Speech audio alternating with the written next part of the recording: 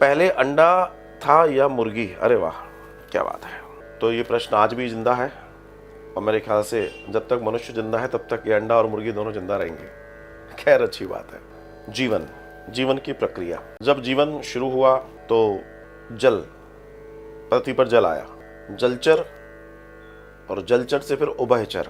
पहले जलचर तैयार हुए, जलचर के बाद वो जल में रहने वाले प्राणी धीमे धीमे पृथ्वी की ओर बढ़े, सूखे की ओर बढ़े, तो वे उभयचर कहलाए, जिनमें से आज भी कुछ जलचर और उभयचर दोनों हैं।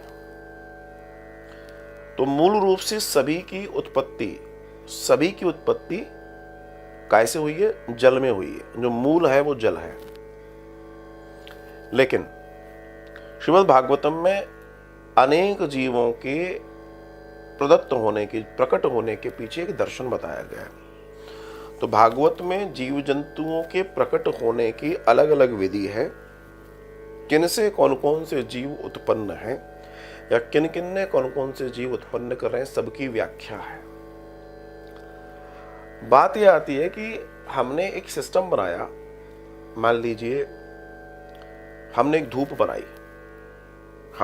बनाई और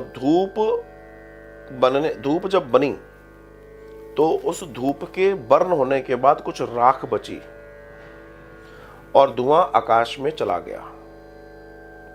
जब धुआं आकाश में जाएगा तो निश्चित वो आकाश में किसी एक स्थान पर ठहरेगा, भले हमें नहीं दिख रहा, लेकिन वो अपनी एग्जिस्टिंग बनाए रखे हुए है। बची हुई जो राख है धूप की, वो भी इसी पृथ्वी पर कहीं ना कहीं अपना अस्तित्व बनाएगी।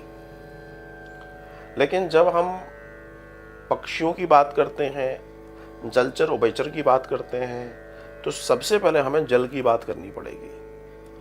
और जल में भी जब हम बहुत बहुत बहुत बारीक दर्शन में जाएंगे तो फिर आप ये समझ लीजिए कि सबसे पहले हमें वो प्रोटोजोआ और अमीबा उन सब में प्रवेश करना पड़ेगा, सेल्स में प्रवेश करना पड़ेगा। अमीबा के भाग कैसे कैसे हुए ये भी हमें मालूम है, तो उस कंडीशन को हमको समझना पड़ेगा। तो सबसे पहले जन्म जो आया है वो जल से आया है। अब जलचरीय व्यवस्था से जब वो बाहर आए तो वो उभयचर कहलाए। और जब उभयचर हुए वो, तो आप विज्ञान में आपने भी पढ़ा होगा कि उभयचर होने के साथ साथ उनकी प्रकृति में परिवर्तन आया। और जब उनकी प्रकृति में परिवर्तन आया तो उनके पूरे के पूरे सिस्टम में चेंजेस आए।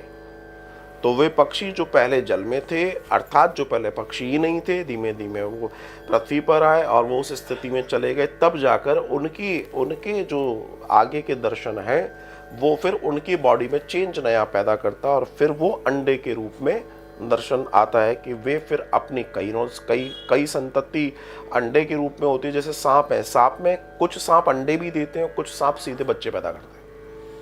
आज भी एक बड़ा परिवर्तन वहां देखने में आता है और जरूरी नहीं है कि हर किसी के साथ पूरा हो जाए। तो जिस स्थिति में हम हैं कि अंडा पहले आया कि मुर्गी पहले आई, तो अगर मैं इस दर्शन में जाऊं तो सबसे पहले जीव आया है। और अगर आप अंडे की बात करेंगे तो वो अंडा जल में नहीं आ सकता। जिस मुर्गी की आप बात कर रहे हैं, तो पहले के पूर्व के रूप में वो जीव रहा होगा। जो जीव आगे चल के मुर्गी में परिवर्तित हुआ है तो वो जलीय जीव रहा है। तो अब आप अपने हिसाब से इस दर्शन को देख सकते हैं, क्योंकि अगर हम डार्विन के सिद्धांत में जाएंगे तो वो भी जलचर की बात करता है। और अगर मैं दशावतार की बात करूं तो पहले मत्स्यावतार की चर्चा होती है और वो भी जलचर है। तो इसे समझना और जानना अच्छा। उसके बाद डार्विन दूसरी बात करता है। डार्विन कहता है कि जलचर फिर उभयचर, तो फिर कछुए जैसे प्राणी की, तो कच्छप अवतार है हमारा। उसके बाद फिर तीसरी चर्चा करता है मनुष्य के जीवन की, तो बौना अर्थात छोटा मनुष्य, तो छोटे मनुष्य की चर्चा आती है। तो उस समय वामन भगवान की चर्चा है। ऐसे दशावतार की चर्चा, और उसने भी 10 दर्शन दिए हैं। चीजें वही है, बस समझने और समझाने का अंतर है। साधुवाद मनोज जी।